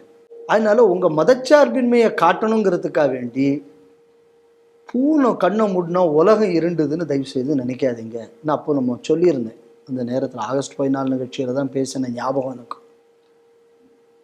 நான் எதுக்காக இந்தியா உடனே இம்ப்ளிமெண்ட் பண்ணணும்னு சொல்கிறேன்னா, இன்றைக்கி இந்த உலகம் முழுக்க இருக்கக்கூடிய இஸ்லாமிய பயங்கரவாதத்துக்கு முக்கிய காரணமான ஃபிலாசபி எல்லாமே நம்ம நாட்டில் இருந்தால் போனது. இந்த தப்லீகி ஜமாத், இந்த தியோபந்து, ஜமாயத்தே இஸ்லாம், இது எல்லாம் எங்கே ஆரிஜின்னா western UP, eastern Haryana, eastern Rajasthan, இதுதான் இவங்களுக்குள்ள மொத்த ஆரிஜினே. அதனால் ஐஎஸ்ஐஎஸ் என்பது ஒரு அமைப்பு. அந்த அமைப்புக்குள்ள ஃபிலாசபிக்கல் ஸ்ப்ரிங் அப்படின்னு சொல்லக்கூடியதே இந்த நாடு. அதனால் உலக இஸ்லாமிய பயங்கரவாதத்தையே நம்ம தான் வளர்த்தி விட்டுருக்கோங்க கூடியது இனிமையாவது நம்ம புரிஞ்சுக்கணும். இந்த நாடு ரெண்டாக பிளக்கப்பட்டதுக்கு காரணம் தான் சர்வதேச இஸ்லாமிய இந்த ஐடென்டிட்டி அண்ட் பயங்கரவாதத்தை ஒவ்வொரு நாட்டின் பரப்புன. இந்த நாட்டில் இந்த மதரசாக்கள் தடுக்கப்பட்டால் இந்த நாட்டிலிருந்து உலகம் முழுக்க சென்று இந்த பிரச்சாரம் பண்ணுறவன் இருக்க மாட்டான். இந்த நடவடிக்கை அரசாங்கம் உடனடியாக அமல்படுத்த வேண்டும். அமல்படுத்தி உலகத்தை பயங்கரவாதத்திலிருந்து காப்பாற்ற வேண்டும். இதுதான் என் கோரிக்கை. இந்தியாவினுடைய வளர்ச்சியை சீர்குலைக்க சதி நடக்கிறது, மக்கள் சுதாரிக்க ஆர்எஸ்எஸ் அறிவுரை சொல்லியிருக்கிறார்கள். அதாவது ஆர்எஸ்எஸ்னுடைய தலைவர் மோகன் பாகவத் அவர்கள் விஜயதசமியினுடைய உரையாற்றும் பொழுது அவர் இந்த விஷயங்களை எல்லாம் அவர் சொல்லியிருக்கார். அதான் சொல்றாங்கன்னா, பொருளாதார ரீதியாக இந்தியா இப்போ வந்து வலுப்பெற்று வருகிறது. இது வந்து சர்வதேச அளவில் இந்தியாவுக்கு இன்னைக்கு ஒரு தனி மரியாதை கிடைத்து கொண்டிருக்கிறது. அதையெல்லாம் பிடிக்காதவர்கள் இன்னைக்கு இந்தியாவை சீர்குலைக்க சரி செய்து கொண்டிருக்கிறார்கள். அதற்கு பல்வேறு விஷயங்களை அவர்கள் செய்கிறார்கள். அதுக்கு ஒரு பக்கம் இந்த பிரிவினைவாதம், இன்னொரு பக்கம் மத ரீதியான சண்டைகளை தூண்டிவிடுவது, பொய் செய்திகளை பரப்புவது போன்ற விஷயங்களை இவர்கள் தொடர்ந்து செய்து வருகிறார்கள். அதனால இந்துக்கள் இந்த விஷயங்கள்ல நம்ம அலர்ட்டா இருக்கணும், இதை பற்றி நம்ம சிந்திக்கணும் அப்படிங்கிற மாதிரி அவர் சொல்லியிருக்காரு. இதை செய்யறதெல்லாம் யாரு அப்படின்னு பார்த்தோம்னா, ஜனநாயகவாதிகள், நாங்கள் தான் உலக அமைதிக்காக போராடுபவர்கள் அப்படின்னு சொல்லிக் கொள்பவர்கள் தான் இன்னைக்கு இதை எல்லாத்தையும் செய்து கொண்டிருக்கிறார்கள். இவர்கள்லாம் யார் அப்படின்னா, இவங்க இவங்களுடைய சுய தேவைகளுக்காக நாட்டினுடைய இறையாண்மையை இவர்கள் குலைக்க பார்க்கிறார்கள். அதே போல் முஸ்லீமுக்கு எதிராக இந்த நாடு இயங்குகிறது அப்படிங்கக்கூடிய ஒரு பொய் பிம்பத்தையும் ஏற்படுத்துகிறார்கள். விநாயகர் சதுர்த்தி உருவத்தில் மறுவான ஊர்வலங்களை எல்லாம் கல்லெறிதல் இது போன்ற விஷயங்கள் எல்லாம் செய்து வருகிறார்கள். அதே போல் நம்ம இந்திய நாட்டினுடைய பெருமைகளை இந்த கல்வி முறை முழுவதுமாக ஒழிக்கப்பட்டு நம் நாட்டினுடைய பெருமையை உயர்த்தும் மழையில் கல்வி திட்டங்கள் எல்லாம் மாற்றியமைக்கப்பட வேண்டும் அப்படின்னு எல்லாம் பேசியிருக்காரு. இவருடைய இந்த பேச்சுக்கு இன்னைக்கு சிபிஎம் கண்டனம் தெரிவித்திருக்கிறது. அவர் வேண்டுமென்றே மத ரீதியாக பேசியிருக்கிறார், மத உணர்வுகளை தூண்டிவிடும், மத பிரச்சனைகளை தூண்டிவிடுமாறு பேசிக்கிறார், கல்வி முறையை மாற்றி அமைக்கணும்னெல்லாம் பேசியிருக்கிறார் அப்படின்னு சொல்லி கண்டனம் தெரிவித்திருக்கிறார்கள் சிபிஎம். இயல்பு அவர் முதல்ல சொல்லும்போது என்ன சொன்னார்னா, இந்த நாட்டின் வளர்ச்சியை பொறுக்க முடியாத அந்நிய சக்திகள்ட்டாரு. இப்போ முதல்ல இருக்கிறது அவங்க தானே. கண்டிப்பா. ஏன்னா சைனாக்காரன் படையெடுத்து வரும்போது சைனாக்காரனுக்கு ஆதரவு தெரிவிக்கணும்னு சொன்னது தானே மார்க்சிஸ்ட்டு. ஃபஸ்ட்டில் இவர்கள் ஹிட்லரின் ஆதரவாளர்கள். ரஷ்யாவுக்கும் ஜெர்மனிக்கும் பிரச்சனை வந்த உடனே இவங்க வெள்ளைக்காரர்களின் ஆதரவாளர்களாக மாறினார்கள். இது சிபிஐ. ஸோ அதனால் இயல்பு அவங்க தானே எதிர்ப்பு தெரிவித்து ஆகணும். ஏன்னா அவங்க டைரக்டாக அவர்களால் இயக்கப்படுபவர்கள். அதனால் அவங்க அதுக்கு எதிர்ப்பு தெரிவிச்சிருக்காங்க. அது சுவாபாவிகமான விஷயமாக நான் பார்க்கிறேன். திரு மோகன் பாகவத் அவர்கள் சொல்லக்கூடிய இந்த விஷயத்தை நம்ம கொஞ்சம் நல்ல உன்னிப்பாக பார்க்கணும். இன்னைக்கு கோயம்புத்தூர் பக்கம் நிறைய வைண்டிங் இண்டஸ்ட்ரீஸ் இதெல்லாம் இருக்கும். இன்னைக்கு நல்லபடியாக இருந்த இந்த இண்டஸ்ட்ரி ஒழிவதற்கு காரணம் என்னென்னா, தூத்துக்குடியில் ஸ்டெர்லைட்டை மூடினது. காப்பர் ரேட் எங்கேயோ எகிரிச்சு. பாகிஸ்தானோடு காப்பர் இது கூடி இருக்கு, இந்தியாவோடது குறைஞ்சிருக்கு ரேட்டு. இன்னைக்கு ஒரு தன்னிறைவு அடைந்து வரக்கூடிய ஒரு ஃபீல்டில் நாம் பின்னுக்கு தள்ளப்பட்டோம். அதுக்கு பின்னடியில் போராடியில் சர்ச்சு, இந்த நக்சல் அமைப்புகள், துலுக்கணும் கடைசியாக சேர்ந்துக்கிட்டாங்க. சரியா? அடுத்தது பெட்ரோகெமிக்கல். ஏன்னா உங்கள் துலுக்கநாடை மட்டும் அத்தனடா போட்டு வச்சு இன்றைக்கி உலகம் முழுக்க நீங்கள் ஆண்டுக்கிட்டு இருக்கீங்க.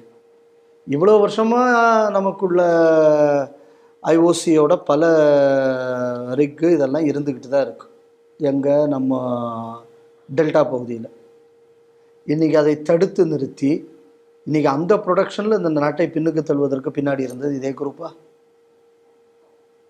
அடுத்தது ஆப்பிள் தனக்குள்ள ஃபெசிலிட்டியை இந்தியாவுக்கு ஷிஃப்ட் பண்ண பார்த்தா, பொய்யான ஒரு காரணத்தை சொல்லி அங்கே ஒரு கலவரத்தை ஏற்படுத்தி அந்த ஃபெசிலிட்டியில் ஃபாக்ஸ்கான் கலவரத்தை பின்னாடி இருந்தது யார்? கம்யூனிஸ்டுகள் தானே. கம்யூனிஸ்டுகள் தான். சரி, தமிழ்நாட்டில் இன்னைக்கு சாம்சங் மூடுவதற்கு காரணம் யாரு? இவங்க தான். இதை இன்னைக்கு திமுக காரன் சொல்லியிருக்கான். கம்யூனிஸ்ட்காரன்ட்ட போய் நீ அயோக்கியத்தனம் பண்ணிவிட்ட, நம்ம ஊரை விட்டு அது போயிருச்சு. ஏன்னா இப்போ இவனுக்கு இங்கே இவன் பழப்புல மடியில் கையை வைக்கும்போது இவனுக்கு இது. ஆனால் இதே திமுக அன்னைக்கு நீ ஸ்டெர்லைட் வரும்போது என்ன நியாயம் பேசுன? ஏன்னா அன்னைக்கு இன்னொரு ஆட்சி. இப்போ அவர் சொன்ன வார்த்தையை நல்லா தெரிஞ்சுங்க. சுயநலத்திற்காக தேசத்துக்கு துரோகம் செய்கிறார்கள். தெரிஞ்சு போச்சா யாரெல்லாம்? ஆட்சி இருக்கும்போது இந்த கம்யூனிஸ்டை நீ தட்டின, ஆனால் இவனோட சேர்ந்துக்கிட்டு தாண்டா அது ரெண்டுக்கு நீ போராடின. ஏன்னா அப்போ அதில் உனக்கு லாபம் இல்லை, எடப்பாடிக்கு லாபம். அதானே? ஆமாம், ஆஸ் சிம்பிள் அஸ் தட். ஆனால் 2 நாளே யாருக்கு நஷ்டம்னா தேசத்துக்கு நஷ்டம். அப்போ இந்தியா ஒரு மேனுஃபேக்சரிங் ஹப்பாக மாறக்கூடியதை தடுப்பவர்கள் யார்? இவங்க தாங்க. இது ஒரு ஆப்வியஸ். இது உள்ளங்கை நெல்லிக்கனி மாதிரி ரொம்ப தெளிவாக இன்று அவர் இதை படம்பிடித்து காட்டியிருக்கிறார். அடுத்தது மதக்கலவரத்தை திட்டமிட்டு தூண்டுகிறார்கள். முன்னாடி பிள்ளையார் ஆகாதுன்னா இப்போ துர்கை ஆகாது, ராமர் ஆகாது. இது மட்டும் இல்லாமல் அந்த சிவராத்திரி அந்த இதுக்கு ஆவணி மாதம் அந்த வடக்க போகக்கூடிய அந்த யாத்திரை, அதுலேயும் கலவரம் நடந்தது. அந்த நூலெல்லாம் நடந்தது சிவனுக்குள்ள இதெல்லாம் நடந்த கலவரம். அப்போ உங்களுக்கு எந்த சாமி தாண்டா ஆகும்? இப்போ கிருஷ்ணர் ஜெயந்தி ஊர்வலத்திலையும் கலவரம் நடந்தது. அப்போ இதெல்லாம் நடந்ததுக்கு காரணம் என்ன? அடுத்தது இந்த நாட்டில் துலுக்கர்கள் மீது திட்டமிட்டு சதி செயல் செய்யப்பட்டு வருகிறது. அப்போ அதுக்கு நான் ரொம்ப சிம்பிளாக கேட்குறேன். நம்ம ஊரில் இருந்து ஏதாவது துலுக்கப்ப ஆப்கானிஸ்தான் போகிறேன், பாகிஸ்தான் போகிறேன், பங்களாதேஷ் போகிறேன்னு வண்டி ஏறி இருக்கானே? இல்லை. அங்கேருந்து தானடா இங்கே வரான். ஆமாம். அப்போ பாதுகாப்பு இங்கே இருக்கா அங்கே இருக்கா? இங்கே தான் இருக்கு. ஏன் அப்போ சிஏஏ வரும்போது போயிட வேண்டியதை நம்மகிட்ட பயில ஏன் போகலை?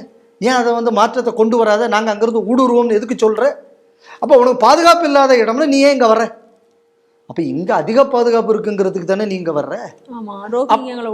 உள்ள விடுன்னு சொல்கிற. அப்போ இப்போ இது இன்னொரு இது என்னன்னா, இந்த மாதிரி இந்த நாட்டில் இந்த துலுக்க கிறிஸ்தவர்களுக்கு பாதுகாப்பற்றது இங்கக்கூடியது ஒரு அயோக்கியத்தனமான விஷயம் இங்கக்கூடியது இன்னைக்கு ஆர்எஸ்எஸ் தலைவர் அவர்கள் ரொம்ப தெளிவாக இன்னைக்கு சொல்லியிருக்காரு. அடுத்தது அவர் ஹைலைட் பண்ணுற ஒரு விஷயம் என்ன அப்படின்னா, ஹிந்துக்களின் பாதுகாப்பு.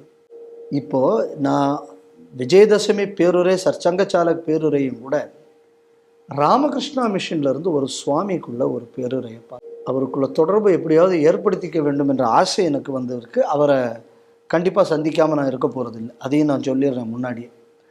ரொம்ப தெளிவாக ஹிந்துக்கள் எப்படி இருக்க வேண்டும், அஹிம்சைங்கக்கூடியதுக்குள்ள லிமிட்டேஷன் என்ன. இது துர்கா பூஜை சமயம். துர்கா பூஜையில் இருக்கக்கூடிய முழுசுமே சண்டமுண்டவதம், அதுக்கப்புறம் மகிஷவதம், இது எல்லாமே இந்த மாதிரி அதர்மத்தை அழித்து தீமையை அழித்து நன்மைக்காக போராடுவது. அதனால அஹிம்சை என்று சொல்லி நீ உன்னை ஏமாற்றிக் கொள்ளாதே. சுவாமி விவேகானந்தர் சொல்லியிருக்கார் அப்படின்னு கொட்டேஷனை சொல்லி ஹிந்துக்கள் எப்படி இருக்க வேண்டும்ங்கக்கூடியதை சாமிஜி சொல்லியிருக்கார். சர்ச்சங்கச்சாலக் அவர்களுக்குள்ள பேச்சை கேட்டுட்டு அதை கேட்கும்போது இந்த நாட்டில் இருக்கக்கூடிய ஹிந்துக்கள் எல்லாம் ஒரே மாதிரியாக சிந்திக்கக்கூடிய காலம் வந்து விட்டதுங்கிறது தெரியுது. சிதறி கிடந்தார்கள் ஹிந்துக்கள். அவர்களை ஒரு சின்ன பையன் ஒருங்கிணைத்தார். அவர் பேர் என்னன்னா சத்ரபதி சிவாஜி. சத்ரபதி சிவாஜி பண்ணும்போது பல பிரச்சனைகளில் இந்த மாதிரி சுயநலம் பிடித்த ஹிந்துக்கள்லாம் அவரை எதிர்க்கக்கூடிய நேரத்தில் கண்டுக்காம போனார். ஏன்னா நம்மோட அப்ஜெக்டிவ்ங்கக்கூடியது வேற. ஹிந்து ராஷ்டிர நிர்மாணம் என்பது நம்ம அப்ஜெக்டிவ்.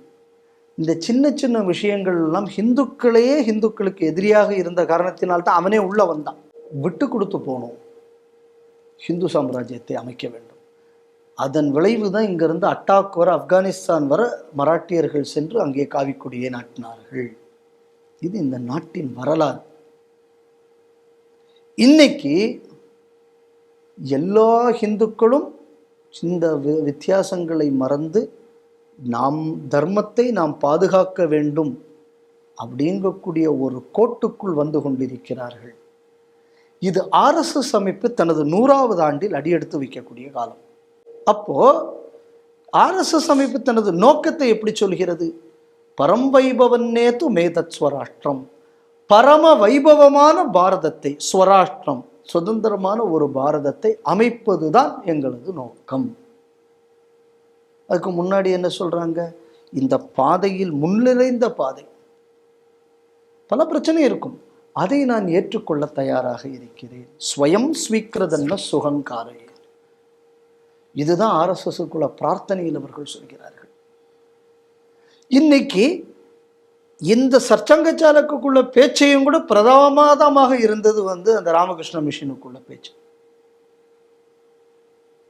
அப்ப எந்த கனவு டாக்டர் ஜிக்கு வந்தது, எதற்காக அவர் சங்கத்தை ஆரம்பித்தாரோ, சங்கத்தை ஆரம்பிச்சதுக்கான இந்த நாட்டில் இருக்கிற எல்லாரும் சுயம் சேவகர் தன்மையுடன் இருக்க வேண்டும். அதான் சங்கத்தோட நோக்கம். ஒரு அமைப்பாக வச்சு நான் அரசியலாக இருந்து நான் கட்சி நடத்தி ஆட்சி நடத்த போறேன், இது இல்லை ஆர்எஸ்எஸோட நோக்கம். இந்த நாட்டில் இருக்கக்கூடிய ஒவ்வொருவரும் பரம்வைபவன்னேது மேதத் ஸ்வராஷ்டிரம், இதற்காக நான் எத்தனை தியாகமும் செய்ய தயார். இந்த மனநிலையில் இந்த பாரதத்தில் உள்ள அனைவரும் வந்தாச்சுன்னா அதோட சங்கத்துக்குள்ள வேலை முடிந்தது. இதுதான் ஆர்எஸ்எஸ். இன்னைக்கு வெவ்வேறு அமைப்பை சேர்ந்தவர்கள் இன்று இந்த வார்த்தையில் பேச வருகிறார்கள் என்றால், ஸ்வயம் சேவக தன்மை என்பது இந்த 100வது ஆண்டில் பாரதம் முழுக்க பரவி இருக்கிறது. இது சங்கத்தினால தான் மிஷின் அப்படி வந்ததுன்னு நான் சொல்ல வரல.